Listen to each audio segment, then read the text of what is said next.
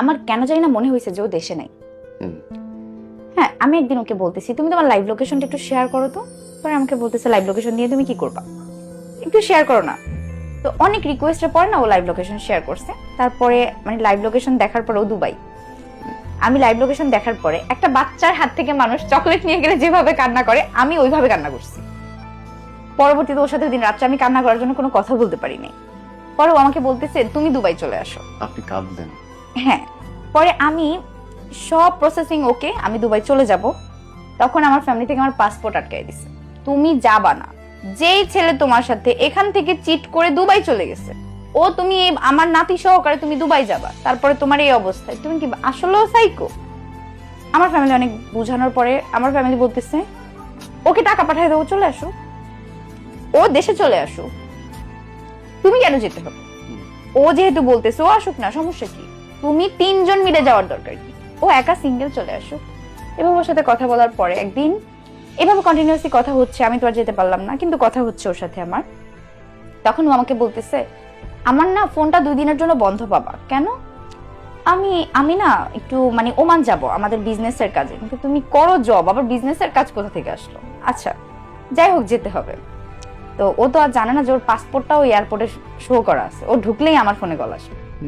আচ্ছা যাই হোক, পরবর্তীতে ও বাংলাদেশে ঢুকছে, আমার ফোনে কল আসছে, সাজ্জাদ হোসেন বাংলাদেশে এন্ট্রি নিছে।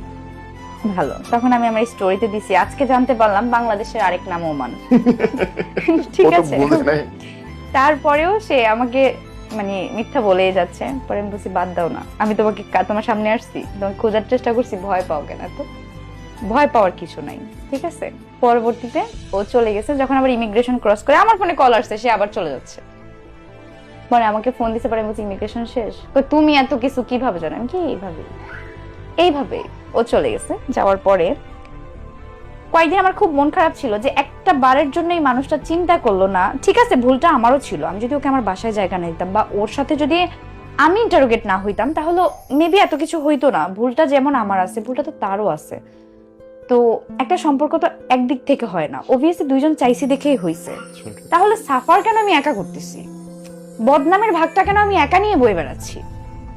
তো আমি আর যখন ওকে কথাগুলো বলছি তখন আমাকে বলছে আচ্ছা ঠিক আছে, আমি কয়েকদিনের ভিতরে আবার আসবো, তোমার সাথে দেখা করে আমি চলে যাব। আমাকে বললো যে তুমি এয়ারপোর্টের কাছে একটা হোটেলে বুক করবা, রুম বুক করবা, আমি আসবো তোমার সাথে। তখন অক্টোবর মাস চলতেছিল, মানে আমার ফাইনাল মান্থ, এই মাসের 27 তারিখে ডেলিভারি ডেট। আমি 14 তারিখে আপনার গ্রাম থেকে ঢাকায় আসছি। আসার পরে একটা হোটেল বুক করছি। 14 তারিখ চলে গেল, সে আসেনি। 13 তারিখ চলে গেল, সে আসেনি। 14 তারিখ গেল, সে আসেনি। তখন 15 তারিখ আমি ওকে ফোন দিয়ে বলছি আবারও তোমাকে বিশ্বাস করে আমি ঠকছি, সেটা আমি বুঝতে পারছি, বাদ দাও, আমি জানি তুমি আসবে না, আমি রেডি হচ্ছি, আমি চলে যাচ্ছি, ভালো থাকো তুমি। এই মেসেজটা করার পর ও তখন অফলাইন ছিল, অনলাইন ছিল না। আমার পেইন উঠে গেছে। মানে এটা কি কখনো ব্রেনে নেওয়া যায়? আমি তখন একা, আমার কাছে কেউ নাই, রাতের তখন 11:30 বাজে, কোনো প্রস্তুতি নেই, কোনো প্রস্তুতি নাই, ব্যাগ গোছানো নাই, মানুষ নাই, কিছু নাই, কেউ নাই আমার একা পাশে। একটা মেয়ে ডেলিভারি করতে যাবে। তখন আমি যখন আর সহ্য করতে পারতেছিলাম না, এট লাস্ট মোমেন্টে আমি আমার বাবাকে ফোন দিছি যে বাবা আমি আর পারতেছি না, আমার কাছে কাউকে পাঠাও। আমার বাবার সাথে সাথে হোটেল ম্যানেজারকে কল দিছি, কল দিয়ে বলছে আমার মেয়ের কাছে ইমিডিয়েট 2টা মহিলা স্টাফ পাঠাবেন, ওকে হসপিটালে পাঠাবেন, আমি আসতেছি। আমাকে ওখানে আর রাহা হসপিটালে পাঠানো হয়েছে। আমার বেবিটা হয়েছে রাত্রেবেলা আপনার 1:30, আমার বাবা আসছে রাতে 3টায়, মানে তার পৌঁছাইতেও তো সময় লাগে। সে আসছে, পরে আমার বাবা আমার কাছে হসপিটালে 8 দিন ছিল। পরবর্তী 9 দিন আমি যখন আমার ভাইয়ের বাসায় আমাকে রেখে গেছে, আপনার বাসায় রেখে গেছে, আমাকে রেখে যাওয়ার পর উত্তরাতে রেখে যাওয়ার পরে এরপরে না 17 তারিখ থেকে বেবি হওয়ার পরও ওর সাথে আমার কথা হয়েছে, ও বাচ্চাকে দেখছে ভিডিও কলে, মানে সেম পুরো ফটোকপি হয়েছে বাবার। তো আমাকে যখন কথা বলছি ওর সাথে, 17 তারিখ থেকে ওর ফোনটা বন্ধ। আমি ভাবছি ও হয়তো আবারও আমার সাথে যোগাযোগ করবে না, তাই ফোন বন্ধ। একদিন রাত্রেবেলা শুয়ে আছি 2টা বাচ্চাকে নিয়ে, আমি স্বপ্নে দেখছি কি ওকে না পুলিশ ধরে নিয়ে গেছে। এখন রাতে 2টা বাজে, ভয় পেয়ে গেছি। উঠে ওর একটা ফ্রেন্ড আছে, মানে যে ওর রুমমেট ছিল দুবাই, ওই ভাইয়াটাকে আমি কল দিছি।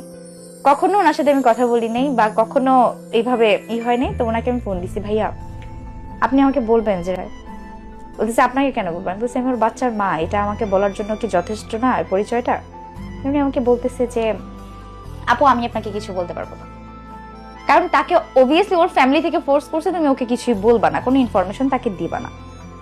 তো যাই হোক, ওই ভাইয়াটা খুবই ভালো ছিল, অনেক ভালো একটা মানুষ, আমাকে খুবই মেন্টালি ভাবে খুবই সাপোর্ট করছে। তার পরবর্তীতে সে আমাকে বলতেছে আপনি কি জানেন যে আপনি একটা বাজে মানুষের পাল্লায় পড়ছেন? আমি বলছি কিরকম? আমি আপনাকে কিছু ভিডিও পাঠাই, কিছু ছবি পাঠাই, আপনি দেখবেন। তারপরে আমি নাম বলবো না ভিডিও বা ছবিগুলো কে পাঠাইছে আমাকে। ও দুবাই মানে বিভিন্ন হোটেলে যাইতো মেয়েদের কাছে, এই ভিডিওগুলো আমার কাছে চলে আসছে। মানে আমি তখন ব্রেন মানে সাইকো হয়ে যাচ্ছিলাম যে কোনটা নিব।